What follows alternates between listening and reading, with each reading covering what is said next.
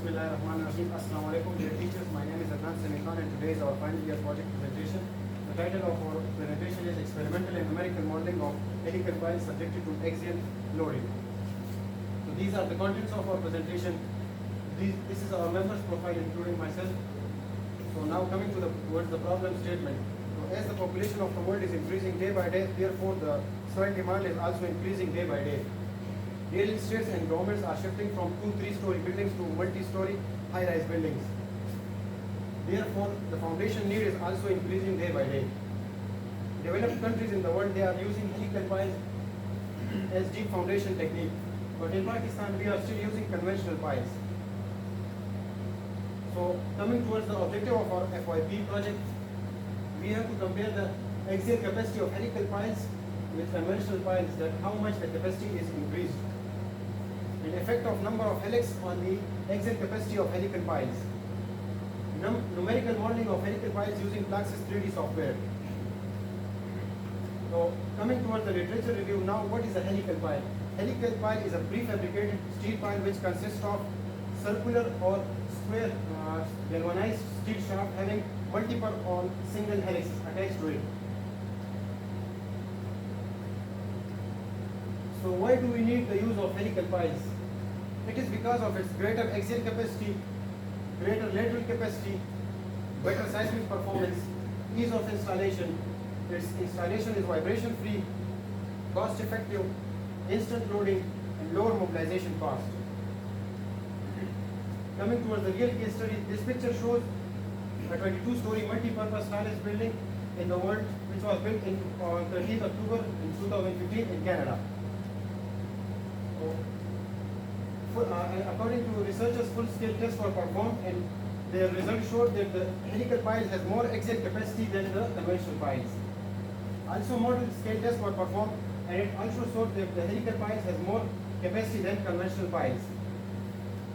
So now coming towards the effect of number of helix, so researchers also proved that increasing the number of helical plates increase the compressive and uplift capacity of helical piles. The capacity of double helical pile was around 1.10 to 1.50% more than that of single helical pile. Now, coming towards the work plan, our FOB project was divided into two parts. First part is experimental testing and the second one was numerical modeling. In experimental testing, first we did the instrumentation, then model testing, then data interpretation, and then results and graph. Coming towards numerical modeling, first we did in Plaxis 3D, first we did the soil model, then we did the pile raft. After that, we did meshing and stage construction, and after that, we did numerical analysis. So this was all from my side. Now I would like to invite Hamza Khan to proceed his part of presentation. Thank you. Thank you, Adnan Sami Khan, for inviting me. Now I would like to present my part of presentation. So my part of presentation is experimental testing.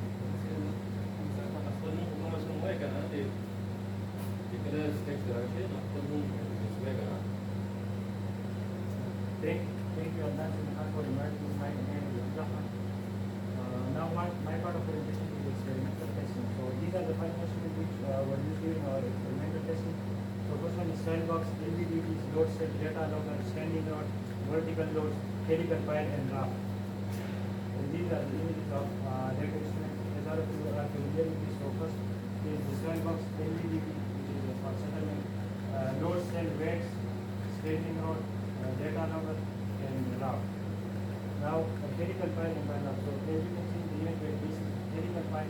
So total 18 helical piles were fabricated, in which 9 were single helix and 9 were double helix. And these are the helical piles that used from that plane. This is also in this. Now we conduct 6 model tests in which 3 tests were conducted on single helical piles and 3 were conducted on double helical piles. And this is the test out of 4 piles, 6 piles and 9 piles configuration. Now coming towards the steps of model testing, what are the steps? So first of all, we will take this soil box to a small opening at the side of the road. Now after making the soil box, we start making the same in the soil box with the help of mobile calculator. Once the soil box is filled 3 to 4, so we put the helical pile in this soil box, pile of model in the soil box and start calculation again. Once the half of the helical pile was dipped in the sand, so we remove the raft from the helical pile and then start validation again. Once the helical pile completely fully submerged in the sand, so we connect the raft with the helical pile and start validation again. So thus our model is ready for testing. So we place the load cell on the raft and connect it for LVDT. So it starts in vertical direction and connect the load cell and LVDT with data logger, and data logger is then connected to laptop using MATLAB software for data. And after that, we press the start button and start placing the load incrementally up to 500 kV, and we press start. After that, we press the start button, and thus our model test was completed. Now these are the steps as I discussed. So and this is the figure of LVDT connected to the raft in vertical direction for final settlement. And this is vertical pile raft model. Yes. Now, I would like to invite Mr. Hamza to further proceed this development. Thank you.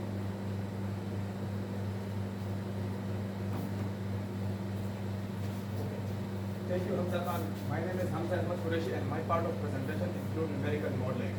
Different researchers conducted numerical modeling using several finite element softwares like Abaqus, Alpine, Plexus 3D Foundation, Plexus 2D, and Plexus 3D.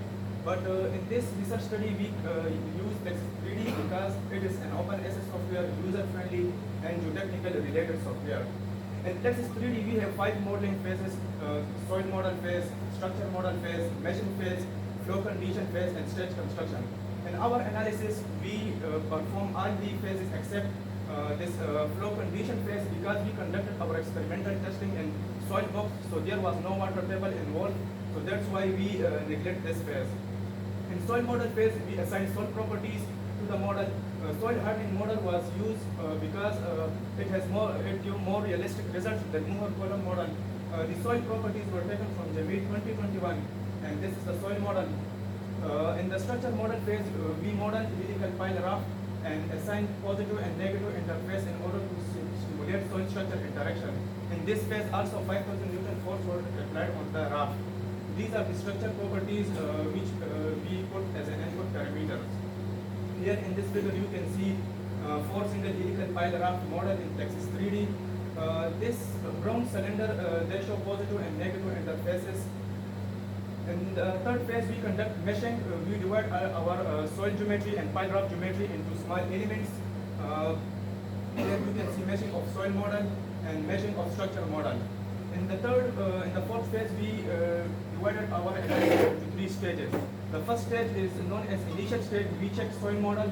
The third phase was the second stage was the construction stage. We check soil model and pile raft model. Here you can see soil model and pile raft model is active. In the third stage, vertical load stage. In this stage, we check soil model, pile raft model, and vertical load. Here in this figure, you can see soil model, raft model, and vertical load. So after doing stage construction, we run our analysis and get our output result. This figure shows the total displacement of 4 SHPR model. So this was a brief overview of how we conducted numerical analysis. So thank you. Now I would like to invite my friend Muhammad Ali Khan to kindly come and present this part of presentation. Thank you, Mr. Ahmed Qureshi. My name is Muhammad Ali Khan, and I'll be presenting the results and discussion of our experiment. So, we conducted the experimental and the numerical model. So first we discuss the experimental data. In case of 4 pile raft configuration, as we can see in this graph, we applied loads up to 5,000 Newton and recorded the settlement against. In case of conventional pile, as you can see, the settlement was around 7.6 millimeters, while in case of single helix and double helix, it was 5.2 millimeters and 4.8 millimeters respectively. The settlement reduction in percentage was 20.64% when we added the single helix, and in case of double helix, it was 27.48% against the conventional. Similarly, in case of 6 pile raft configuration, we had similar results where in case of conventional, the settlement was around 6.71 millimeters. However, in case of single helix and double helix, it was 4.33 millimeters and 4 millimeters respectively. And similar results were shown in the 9 pile raft configuration. So we made the settlement comparison of model tests. So all the 3 graphs are presented in a bar chart form. As we can see clearly that addition of helix significantly reduces the settlement compared to conventional piles, and even further in case of double helix. So then after the experimental modeling, we did the numerical modeling, and we compared the results with our experimental results, and we came to a conclusion that because the results were so close, that it shows the accuracy and the care taken during the model testing. It also verifies that Plexus 3D can be used successfully for the numerical modeling of helical piles. As you can see, the experimental data and the numerical data are almost similar in case of 6-pile rough and in case of 9-pile rough. The results are similar. So we draw a couple of conclusions. So on finding the average of all three cases, we concluded that with the addition of single helix to conventional piles, the settlement reduction was around 34.3%, while in case of double helical pile, the reduction was around 41% on average, which means that increasing the number of helix increases the axial capacity of helical piles. Also, the Plexus 3D can be used successfully for the numerical modeling of the helical piles.